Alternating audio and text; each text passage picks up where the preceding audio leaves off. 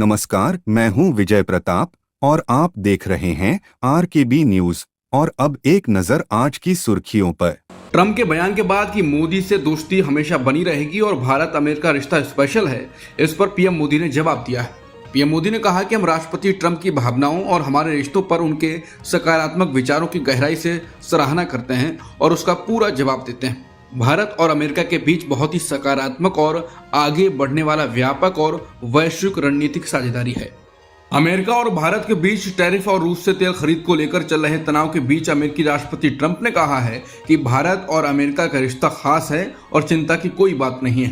Trump ने कहा कि मैं हमेशा मोदी का दोस्त रहूंगा। वो एक बेहतरीन प्रधानमंत्री हैं, लेकिन इस वक्त मुझे उनकी कुछ नीतियां पसंद नहीं आ रही हैं। भारत और अमेरिका का रिश्ता स्पेशल है, बस कभी कभी उतार चढ़ाव आते रहते हैं। ट्रंप ने यह भी कहा कि उन्हें इस बात से निराशा है कि भारत रूस से इतना तेल खरीद रहा है। उन्होंने बताया कि इसी वजह से भारत पर 50% का बड़ा टैरिफ लगाया गया है, लेकिन उन्होंने फिर दोहराया कि उनका प्रधानमंत्री मोदी से अच्छा तालमेल है और दोनों देशों के रिश्ते लंबे समय तक बने रहेंगे। हालांकि कुछ घंटे पहले ही ट्रंप ने कहा था कि लगता है कि भारत और रूस को हमने गवा दिया है, जाएं चीन के साथ आबाद रहें। ट्रंप भारत को लेकर लगातार अपने स्टैंड बदल रहे हैं। कभी वो सख्ती दिखा रहे हैं, कभी अचानक से नरमी वाले रुख पर आ जाते हैं।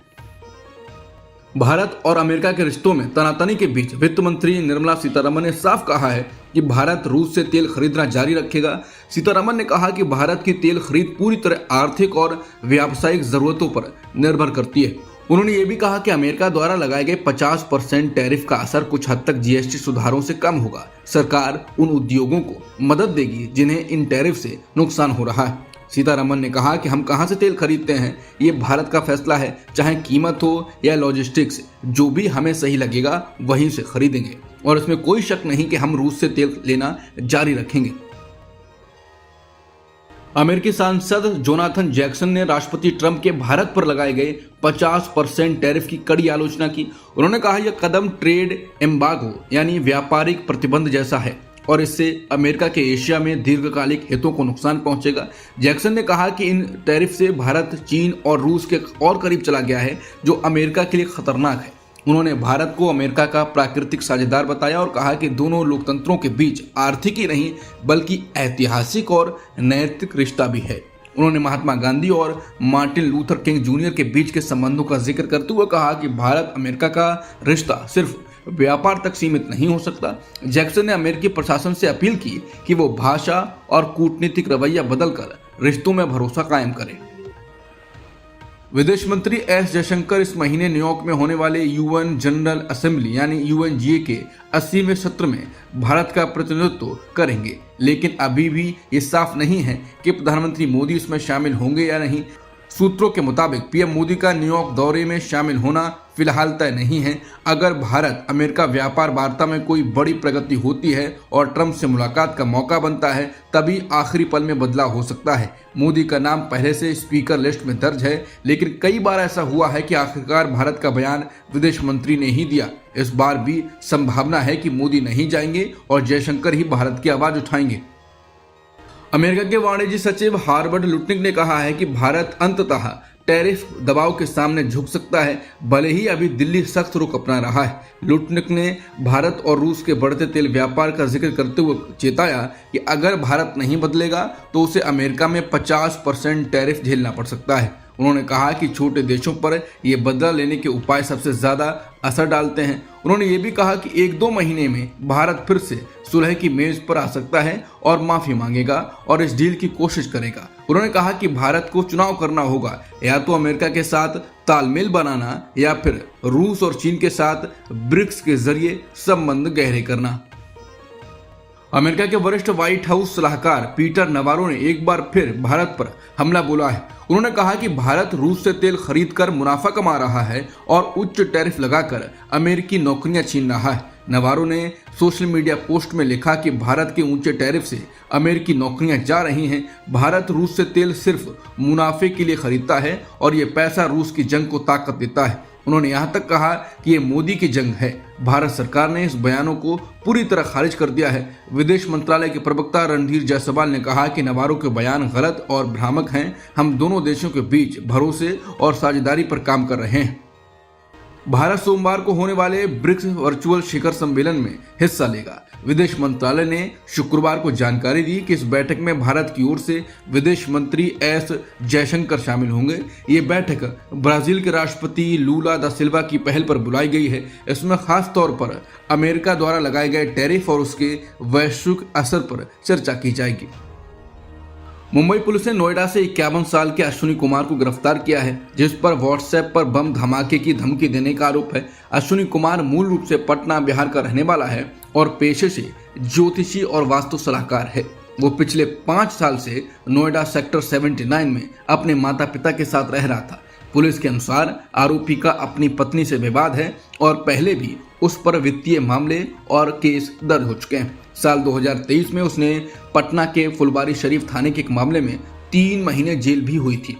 इस बार उसने धमकी भरा संदेश अपने दोस्त फिरोज के नाम से भेजा ताकि उसे आतंक मामले में फंसाया जा सके। गिरफ्तारी के दौरान पुलिस ने 7 mobile phone, 3 SIM card, 6 memory card holder, 1 external SIM slot और अन्य इलेक्ट्रॉनिक सामान जब्त किए। भाजपा के पूर्व राष्ट्रीय अध्यक्ष और 75 साल के फॉर्मूले के तहत मार्गदर्शक मंडल में भेज दिए गए मुरली मनोहर जोशी ने मोदी सरकार की आर्थिक नीतियों पर सवाल खड़े कर दिए हैं। बैठक में मुरली मनोहर जोशी ने अर्थशास्त्री और नोबेल पुरस्कार विजेता अमर्त्य सेन के तर्कों का हवाला देते हुए कहा कि आर्थिक विकास किसी भी देश का एकमात्र मकसद नहीं हो सकता। जोशी ने बैठक में लगभग 70 स्लाइड्स पेश किए। अनुभवी नेता जोशी ने देश में आय असमानता और भारत की प्रति व्यक्ति जीडीपी को लेकर चिंता जताई, जबकि दूसरी ओर मोदी सरकार जल्द भारत के दुनिया की तीसरी बड़ी इकोनॉमी बनने का दम भर रही है।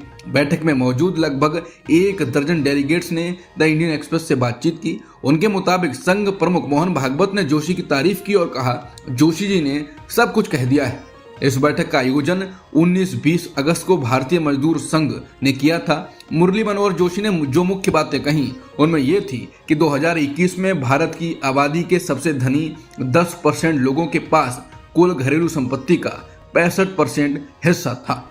उन्होंने कहा कि भारत की प्रति व्यक्ति जीडीपी केवल $2878.5 है, जबकि जापान की $33,955.7 है। भले ही भारत जापान को पीछे छोड़कर चौथी सबसे बड़ी अर्थव्यवस्था बन गया हो।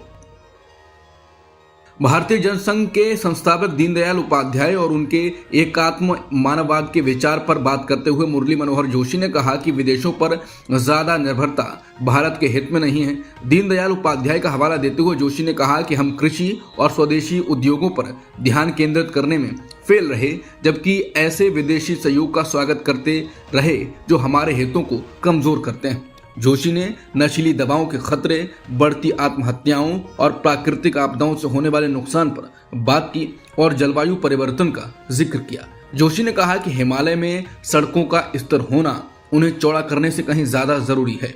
पूर्व केंद्रीय मंत्री, मानव संसाधन विकास मंत्री जोशी ने नशीली दवाओं के खतरे के बारे में कहा कि 10 से 17 साल की उम्र के 1.58 करोड़ बच्चे नशीले पदार्थों के आदी हैं।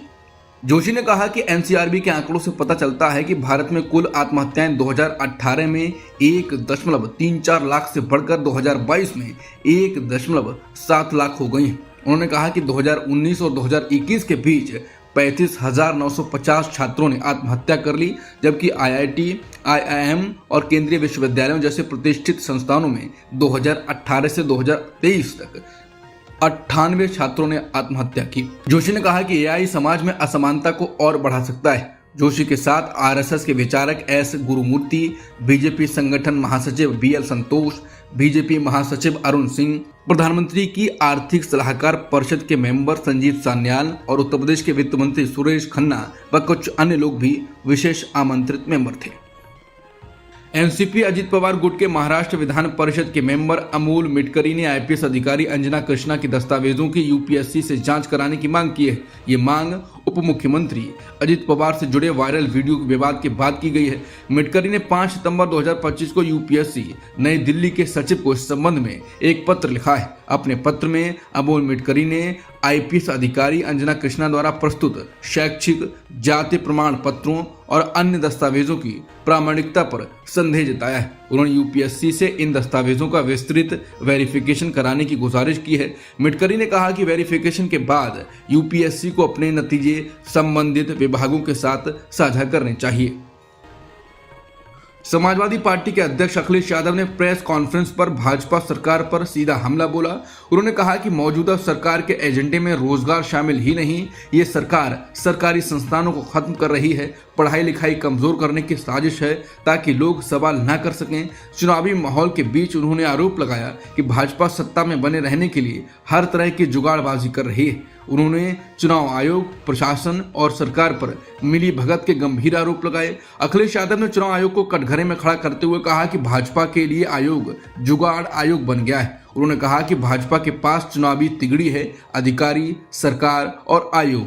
चुनाव आयोग भाजपा नेताओं को कोड देता है और फिर घर बैठे उनकी वोटिंग बढ़ जाती है। सपा अध्यक्ष ने दावा किया कि इस बार सत्ता पक्ष वोट चोरी करने की कोशिश करेगा, लेकिन समाजवादी पार्टी और जनता इसे होने नहीं देंगे। मणिपुर में शांति बहाली की कोशिशों पर नया विवाद खड़ा हो गया है। कोकोमी यानी coordination committee on Manipur integrity, जो मणिपुर की सबसे बड़ी मैतेई सामाजिक संस्थाओं में से एक है, उसने कुकी-ज़ो उग्रवादी गुटों के साथ हुए समझौते को पूरी तरह खारिज कर दिया है। कोकोमी का कहना है यह फैसला गैर लोकतांत्रिक और थोपे गए हक जैसा है और इससे मणिपुर की चुनी हुई सरकार और वहां के लोगों की इच्छाओं का अपमान हुआ है। गृह मंत्रालय और मणिपुर प्रशासन ने 4 सितंबर 2025 को कुकी-ज़ो उग्रवादी गुटों के साथ नए नियम और शर्तों के साथ ये समझौता किया था। इस बीच प्रधानमंत्री मोदी भी 13 सितंबर को मणिपुर जाने वाले हैं। ये उनकी पहली यात्रा होगी मई 2023 से, जब कुकी-ज़ो और मैती समुदायों के बीच जातीय हिंसा शुरू हुई थी। कुकी-ज़ो काउंसिल ने राष्ट्रीय राजमार्ग 2 को खोलने पर सहमति जताई है ताकि जरूरी सामान और यात्री आसानी से आ जा सकें, लेकिन कोकोमी का कहना है कि मार्च 2023 में मणिपुर कैबिनेट ने पहले ही समझौते को खत्म करने का निर्णय लिया था। अब जबकि राज्य राष्ट्रपति शासन में है और दिल्ली से नियुक्त प्रशासक शासन चला रहा है, ऐसे समय में ये समझौता गैर कानूनी और अवैध है।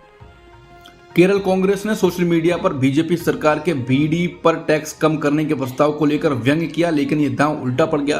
कांग्रेस की पोस्ट में लिखा गया, bidis and Bihar start with B can not be considered sin anymore. इस बयान पर बिहार के डिप्टी सीएम सम्राट चौधरी ने कड़ी आपत्ति जताई और कहा यह बिहारियों का अपमान है। बीजेपी नेताओं रविशंकर प्रसाद समेत कई बड़े नेताओं ने कांग्रेस पर हमला बोला और कहा कि बिहार की जनता इसका जवाब देगी। विवाद बढ़ने पर कांग्रेस ने पोस्ट डिलीट कर दी और माफी मांगी। कांग्रेस ने लिखा, हमारा तंज मोदी की चुनावी चाल पर था, अगर किसी को ठेस पहुंची है तो माफी चाहते हैं। यूएस ओपन टेनिस में बड़ा उलटफेर हुआ है। स्पेन के युवा खिलाड़ी कार्लोस अल्कराज ने दिग्गज नोवाक जोकोविच को सीधे सेटों में हराकर फाइनल में जगह बना ली है। अल्कराज ने बेहद दमदार खेल दिखाते हुए जोकोविच के 25वें ग्रैंड स्लैम खिताब का सपना तोड़ दिया। उन्होंने मैच 6-4, 7-6, 7-4, 6-2 से सिर्फ 2 घंटे 23 मिनट में अपने नाम किया। अब फाइनल में अल्कराज का सामना मौजूदा चैंपियन जानिक सिनर से हो सकता है। टेनिस प्रेमियों के लिए ये एक रोमांचक ब्लॉकबस्टर मुकाबला होने वाला है। अभी तक के लिए बस इतना ही। बाकी की ताज़ा खबरों के लिए जुड़े रहिए RKB न्यूज़ के साथ। मैं विजय प्रताप अब आपसे अनुमति चाहता हूं। चैनल को लाइक, शेयर और सब्सक्राइब करना न भूलें। धन्यवाद।